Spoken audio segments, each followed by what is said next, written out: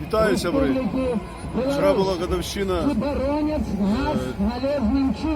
девятилетия выступления белорусов за свободу в 2010 году, 19 декабря. И я говорил, чтобы не боялись выходить, и я рад, что сегодня опять белорусы демонстрируют готовность отстаивать свои права. Посмотрите, что делается. А с каждым разом, я думаю, нас будет все больше и больше. Не надо бояться. Только мы сами сможем отстоять наши интересы.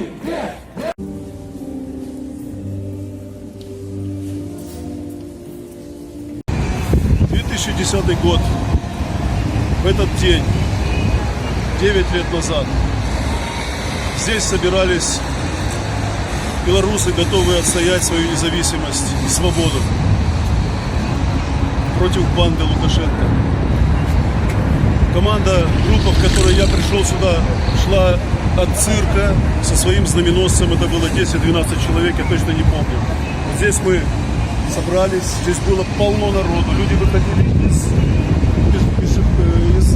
подземных переходов, подходили с разных сторон, со знаменами, с плакатами, с транспарантами. Площадь выглядела примерно так же, за исключением было поменьше этих флагов, или их вообще не было, я плохо помню. Была елка, был каток. Но этот каток был не очень скользкий, и поэтому люди спокойно располагались на всей площади, и с той стороны были. Ну, было, как говорится, яблоку негде упасть. С этих ступенек выступали лидеры и информировали нас о ситуации в стране, о том, что происходит очередная фальсификация выборов, о том, что заявление Ермошиной было, что еще где-то в районе после обеда или в обед, что с офигенным отрывом побеждает как бы так называемый президент. А фактически еще поступала информация из других источников, и нам сказали, что по результатам голосования должен быть был второй тур. С отрывом небольшим от Лукашенко шел Санников. Я позвонил по телефону, который узнал, по-моему, из соцсетей.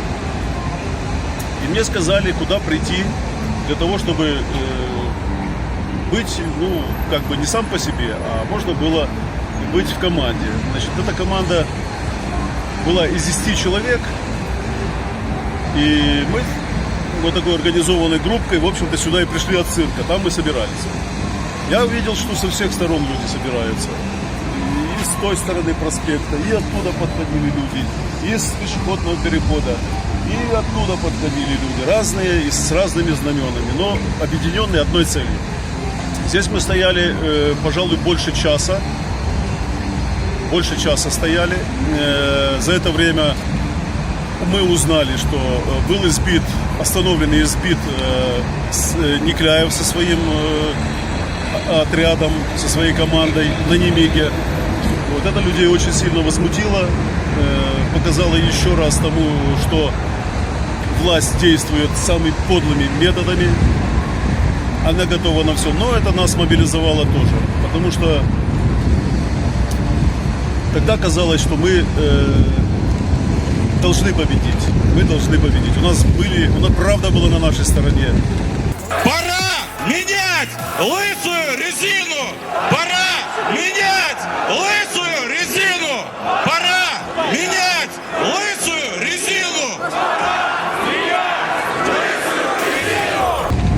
И лидеры были, как показывала сначала ситуация, и мы готовы были, в общем-то, мирно действовать до победы. Здесь особо он не мелькал, но когда мы были возле цирка, мимо нас проехало несколько автобусов и автозаков с ОМОНовцами, это было видно через стекла, что это они. Они где-то за цирком там оставили свои автомобили, и каким-то образом, как они дальше передвигались, я не в курсе. Но вот здесь вот ОМОНовцев не было. Если они и были, то они были незаметны и, может быть, по гражданке, естественно, были тихари, но они себя никак не проявляли. Значит, после того, как была информация о том, что происходит в стране, лидеры предложили пойти с маршем на площадь Незалежности. В ту сторону.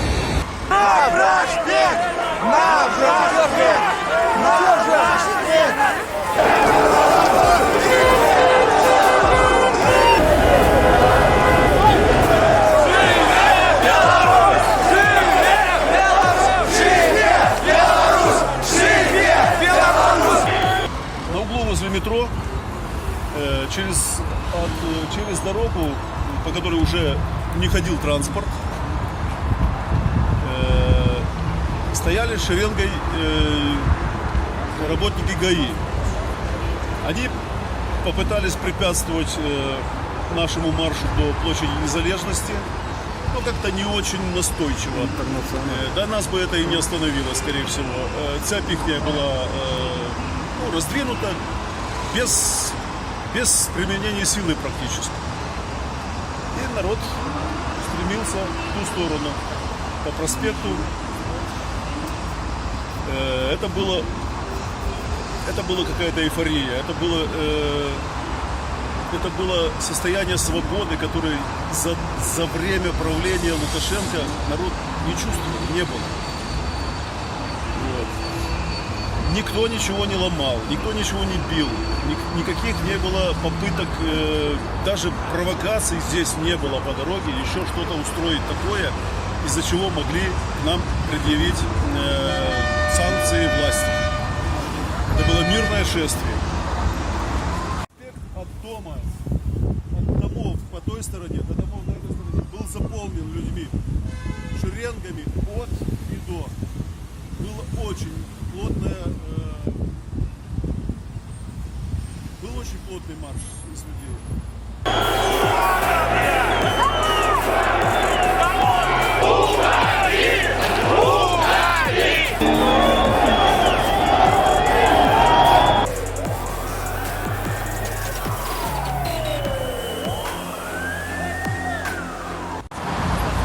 Наше место, где вы проводили пикеты предвыборные.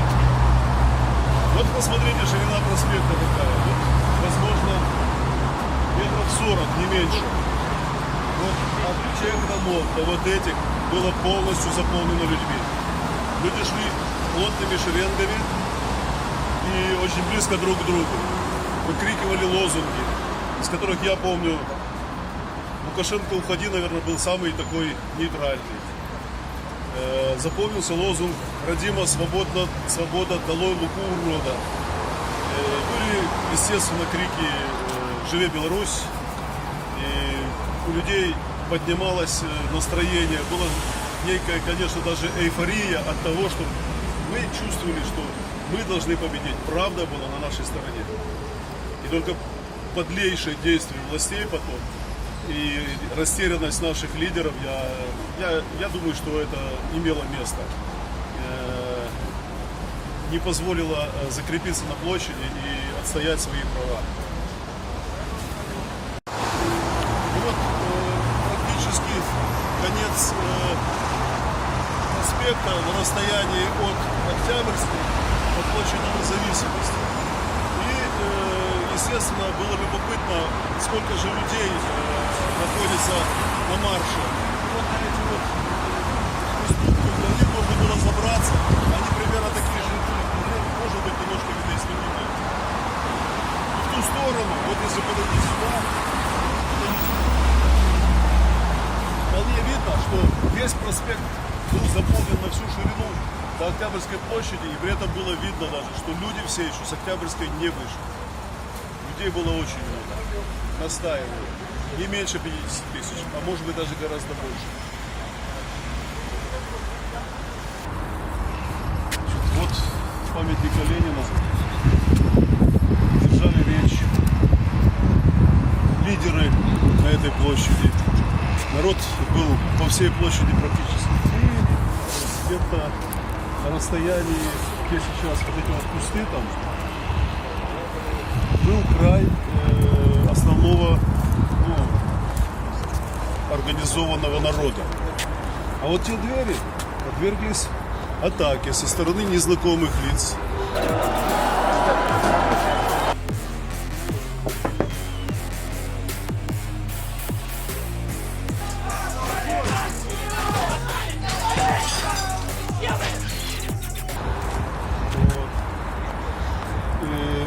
основная часть народа, и до тех дверей был заметный пустой промежуток.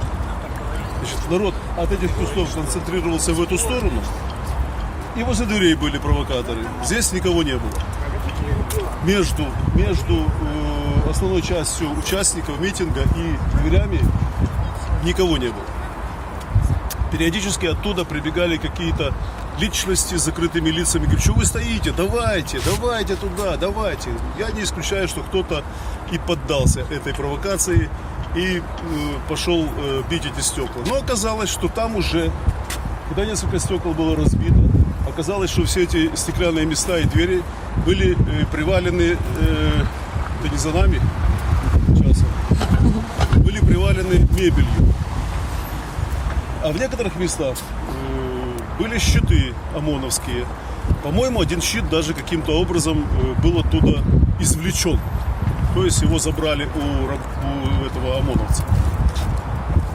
Вот. Несколько раз от всех мест выбегали ОМОНовцы по команде, выстраивались там.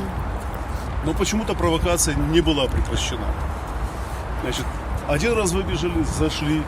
Второй раз выбежали, зашли. В это время некоторые лидеры подходили туда. Римашевский там бегал с мегафоном, останавливал эти действия, чтобы стекла не били. Так мне показалось. А может, так и было. Вот. И очень долго стояли, я не знаю, показалось часа 2, наверное, может 1,5.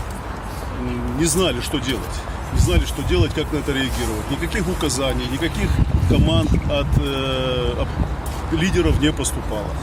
Было видно, что они, передавая микрофон из рук в руки, говорили даже противоположные вещи. Вот. Призывов к насилию, к какому-то битью окон с их стороны не поступало. Почему так произошло, очень трудно понять. Ну и в очередной раз было объявлено, что будет захват. Где-то отсюда побежала шеренга ОМОНовцев, начали разделять толпу на две части. Потом оттуда, короче, как мне сказал один человек из системы этой, что это начали делить на квадраты, чтобы потом захватывать. И потом там же стояли автозаки, туда начали людей в автозаки затягивать. Потом кто-то из, по-моему, Римашевский же с этой мегафон сказал с этого же памятника, что спасибо, акция закончена, расходимся. Надо было уходить. Ну, мы не бежали, мы пошли в ту сторону, к Мингорисполкому. Там стояла шеренга курсантов погранвойск, училища погранвойск. И они нас не выпускали. Несмотря на то, что мы с ними разговаривали, подходим, а он не пускают. Я говорю, ты понимаешь, нас сейчас бить будут? Он говорит, ну и что? Я говорю, так а за что нас бить? Они в глаза не смотрят, отворачиваются, держатся за руки, не пропускают. Пришлось подныривать под руки и таким образом уйти с площади. Значит, наш путь пролегал, наш это те люди, которые стихийно образовались в такую небольшую группку, пошли по проспекту назад.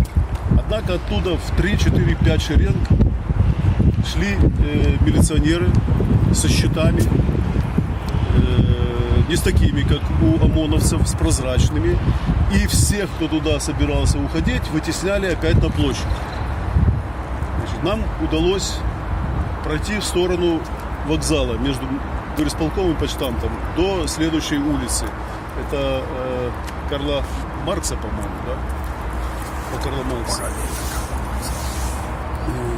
И мы пошли в том направлении. Было видно, что очень много тихарей там находится. И странным образом они вели себя очень пассивно. Те тихари, которые не были задействованы непосредственно на площади, они вели себя очень пассивно. На нас демонстративно, было видно, что демонстративно не обращают внимания. Это уже за пределами площади. Какое-то время было сразу после разгона. Говорят, потом людей добирали еще на вокзалах, в других местах. Но это, наверное, специально были проинструктированные люди для этого.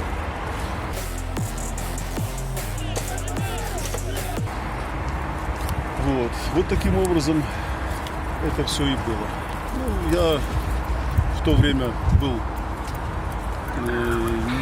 не активистом, просто участником, поэтому, скорее всего, до меня не дошли руки. И так было очень много работы у спецорганов.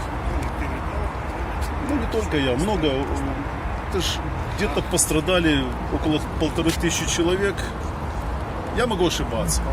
Но реально там от репрессий, от всяких, от суток, от всего другого.